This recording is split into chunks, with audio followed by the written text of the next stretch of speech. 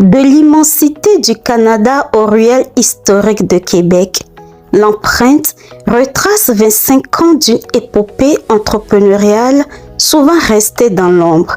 Peu importe les races, les cultures, seule la diversité prime.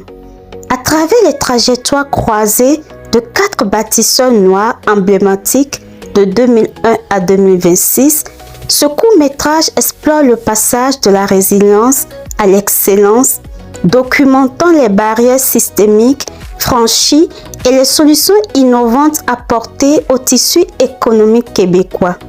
Issu du long-métrage L'empreinte des bâtisseurs de l'économie noire, plus qu'un simple récit historique, le film agit comme une véritable passerelle intergénérationnelle, transformant les défis du passé en un héritage puissant pour inspirer la jeunesse à inscrire à son tour sa propre marque dans la prospérité de la nation pour un héritage culturel commun. Voici les bâtisseurs. Un pays qui s'étend d'un océan à l'autre, une terre d'accueil, de racines profondes et de rêves neufs. Le Canada s'est bâti sur le courage de ceux et celles qui ont osé l'immensité de son territoire et la rigueur de ses saisons. Mais pour comprendre la force de ce pays, il faut zoomer sur ses cœurs battants, comme ici au Québec. Le Canada est le seul pays au monde qui sait que la diversité est sa force et non une menace. Cette force qui le bâtit au quotidien.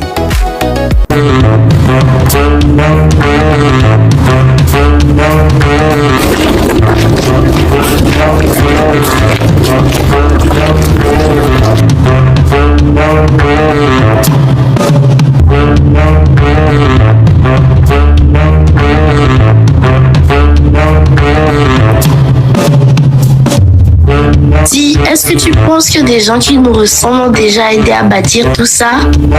Je ne sais pas. À l'école, on ne nous en parle pas beaucoup. Pourtant, mon grand-père dit que les fondations sont partout, même si on ne voit pas les noms sur les murs.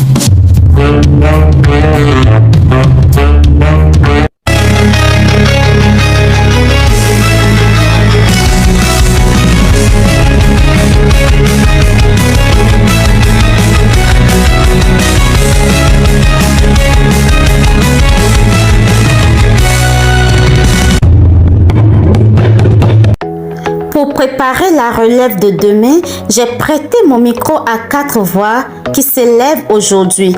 4 parcours qui veulent leur montrer qu'à travers audace, expertise et vision, ils ont su bâtir. Moi, je m'appelle Valentine Mika Safari. Je suis propriétaire de Epi Africa depuis août 2004. Je me présente au nom de Rajabou Abdallah, petit entrepreneur. Donc, Raja Couture, c'est le nom de mon entreprise.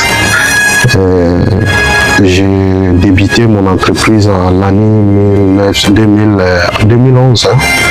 C'était en 2011. L'entreprise Secret de Femmes La Josie a été fondée depuis 2017 par la cofondatrice Tedomo Josiane Flore, qui est de nationalité camerounaise, qui aujourd'hui emploie des coiffeuses. Je me présente Wilfried Legraogo. Moi, je me présente Saïkou Yaya Baldé. Et bienvenue chez Grillade Yenkabe, donc restaurant de grillade africaine qui est né en décembre 2023. Donc on vient à peine de traverser le 2e anniversaire.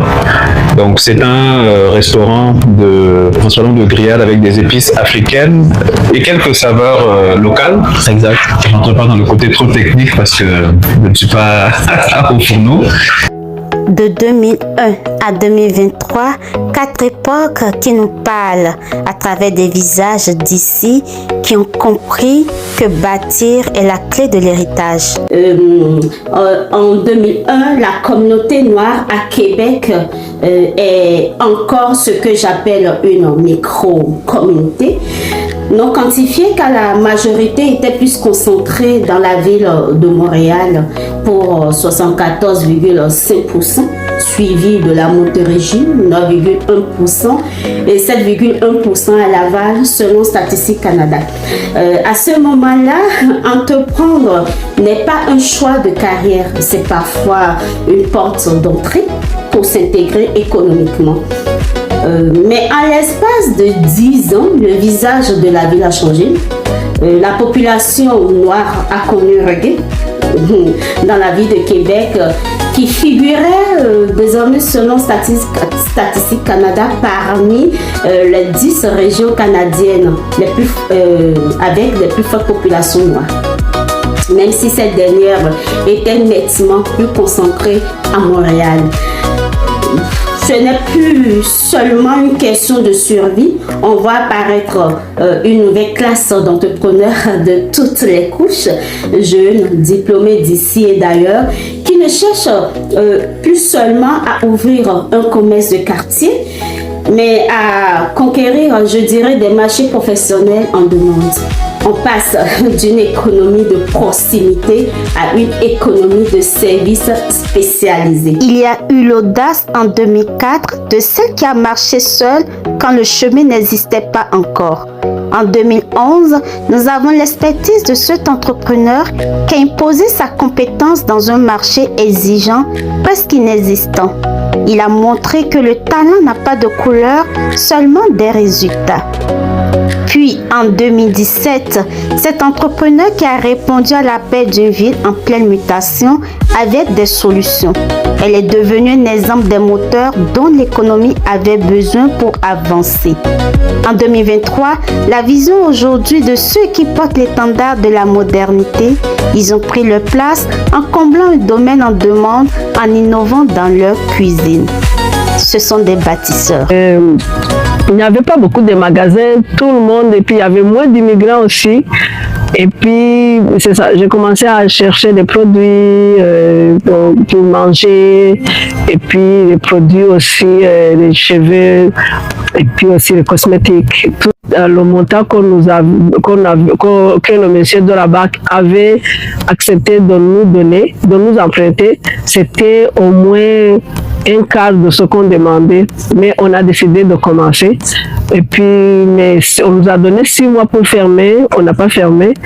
2 ans, on n'a pas fermé. Ils ont donné comme un certificat de reconnaissance pour dire qu'on a été capable. Et ce qui m'a poussé vraiment de rester dans la couture. Donc, quand on est arrivé, il n'y avait pas de couturiers dans la communauté. Et tout de suite, quand je me suis embarqué, il y a eu des hauts et des bas, mais j'ai tenu. J'ai appris ça au pays d'asile, donc je me suis exilé, je suis congolais d'origine. Et puis là-bas, j'ai commencé à apprendre la couture dans mon pays d'asile. Comme j'ai été réinstallé ici, à Québec, donc il s'avère que je pourrais continuer. Le défi pour la création de l'entreprise, ça n'a pas été facile. Et comme je le dis toujours, si c'était facile, tout le monde le ferait. Déjà au niveau de la restauration, vous savez qu'il y a très très peu de financement en général. Encore moins pour des restaurants africains qui sont méconnus en fait des institutions financières, des organismes en général. Et la restauration représente toujours un risque. Si vous regardez statistiquement le nombre de restaurants par année qui ferment, c'est énorme. Les restaurants se rendent rarement à 2 voire 5 ans. Donc c'était un défi, mais un défi en fait contrôlé. Moi je trouve que bon, ça a été facile ou pas facile aussi en même temps parce que nous, notre communauté, dans le fond, il n'y a pas beaucoup d'optimisme. En vrai. Les gens, quand tu veux te lancer dans une affaire, ils vont pas trop t'encourager là-dessus. Ils vont toujours voir le côté négatif là-dessus. Nous avons assisté à un véritable changement de paradigme dans la capitale nationale. Donc, on ne parle plus seulement d'ouvrir une entreprise, on parle de répondre à des demandes régionales. En 2016, le taux de chômage à Québec a atteint des planchers historiques en baisse vers les 4,5%. C'est à ce moment précis que nos bâtisseurs noirs changent de statut. Ils ne sont plus seulement des entrepreneurs qui réussissent, ils deviennent des fournisseurs de solutions. Que ce soit dans les soins de santé, les technologies, le transport, les arts, les services professionnels et autres domaines qu'on connaît aujourd'hui, les entreprises fondées par la diversité noire comptent des vides critiques. Donc en 2016, la population noire est en croissance, plus jeune que la moyenne et est estimée à environ 13 175 personnes dans la capitale nationale. Et on retrouve des pays quand même de plus en plus représentatifs comme le Cameroun, la République démocratique du Congo, la Côte d'Ivoire, des petites agglomérations du Bénin et autres. Donc l'entrepreneuriat s'accélère car le marché a fait d'innovation et de bras. Parce que comme on n'avait rien, il n'y avait pas de banque qui devrait nous donner l'argent. Comme le fonds d'emprunt et le CRD avait refusé de nous donner l'argent, on a été obligé de voir comment s'arranger. Non, ben moi c'est la formation parce que moi je me suis pas embarqué tout seul. Je me suis renseigné. On m'a orienté chez Fonds d'emprunt, là où j'ai passé la formation. Il y a eu l'accompagnement de l'emploi Québec. Donc moi je suis pas quelqu'un qui a débuté donc dans la rue non plus. J'étais vraiment formé, orienté et installé. Ouais, chez Secret de Femmes La Josie, j'exerce ici, ça va faire comme 3 ans et demi et je suis tellement contente parce que il y a plein d'affaires que quand je venais d'arriver, je ne connaissais pas. Avec le temps, j'ai eu plus d'expérience. Et quand je suis arrivé, il n'y avait pas beaucoup d'offres au niveau de la restauration africaine. Donc je savais que c'était une opportunité. Et pour la petite histoire, j'avais ce projet depuis 2004. J'avais mis ça sur un coin de ma tête. Je me suis dit un jour, ça va se passer à Québec parce que j'étais fatigué d'aller chercher des grillades à Montréal. Donc c'était tout naturel de choisir Québec de par le potentiel et de par la demande, le besoin qui n'était pas tout à fait comblé à ce niveau-là. Concernant l'expertise de notre restaurant, à la base, on a misé sur les grillades parce que dedans, les grillades, c'est quelque chose que tout le monde aime, pas forcément les Africains, ça touche toutes les communautés. Puis le but ici, surtout l'emplacement qu'on a ici au centre-ville, c'est de miser sur tout le monde. Les Africains, les Québécois d'ici, puis les Européens, les touristes. De 2001 à aujourd'hui, le chemin parcouru est immense. Ces visages ne sont que la pointe de l'iceberg d'une force économique qui ne demande qu'à bâtir encore plus grand. Les Noirs sont capables. Les Noirs apportent beaucoup à l'économie du Québec. L'histoire continue. Pour moi, c'est une bonne idée d'avoir des commerces familiers parce que quand tu quittes la maison, c'est jamais dur, c'est jamais facile de s'installer et tout loin de la famille. Donc, quand tu trouves des commerces comme ça, tu peux aussi venir retrouver des articles de la maison, de la nourriture et aussi voir la communauté aussi. Donc, pour moi, c'est toujours une bonne idée d'avoir de plus en plus de commerces noirs dans le Québec. Ça favorise la diversité culturelle. Il faut sortir de leur coin pour venir se lancer en business. L'entrepreneuriat noir, je pense que d'ici 25 ans, ça va être quand même bien installé parce qu'ils ont tout, ils arrivent ici, surtout quand tu connais français à Québec, c'est facile à s'intégrer. Compte tenu du revenu, ça demande de la détermination. Il faut vraiment se tenir. Donc prendre le temps de rester au travail et de ne pas s'absenter. Et au fur et à mesure, la clientèle va gagner de la confiance à ta présence. Ça paye, mais il faut vraiment être cohérent. Et puis ça, c'est comme ça, tout travail, tout service est payant si vous demeurez dans les domaines. J'encourage les jeunes de se lancer dans l'entrepreneuriat. Donc, si je me projette, je crois qu'il y a de la place pour l'entrepreneuriat afro-descendant dans la ville de Québec et les initiatives qui sont mises en place pour. Par contre, s'il n'y a pas une organisation, s'il n'y a pas une solidarité, si on ne développe pas l'esprit, comme il disait tout à l'heure, asiatique, l'esprit juif, où on arrive à faire tourner le dollar dans la communauté, on sera encore au même niveau dans 25 ans.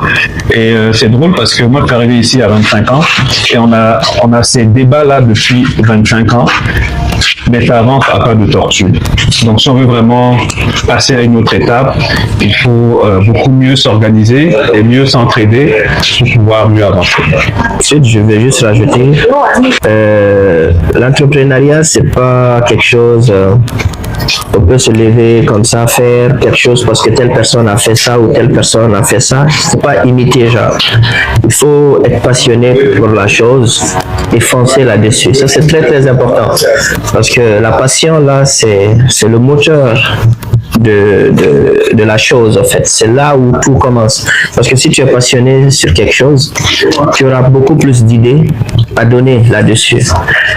Mais si tu imites quelque chose que quelqu'un d'autre a fait, à un moment donné, tu seras limité.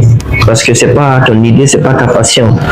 Comme ces visages, d'autres aussi participent à l'héritage. On vous a raconté ces histoires non pas pour regarder en arrière, mais pour vous montrer le chemin qui s'ouvre devant vous. Depuis 2001, des visages ont prouvé une chose. À Québec, l'excellence n'a pas de couleur, elle n'a que des résultats. Tu as vu? Ils n'ont pas juste construit des murs. Ils ont aussi bâti des entreprises. Alors, ça veut dire que la place est déjà prête pour nous? Non, ça veut dire que c'est à nous de continuer à bâtir comme eux.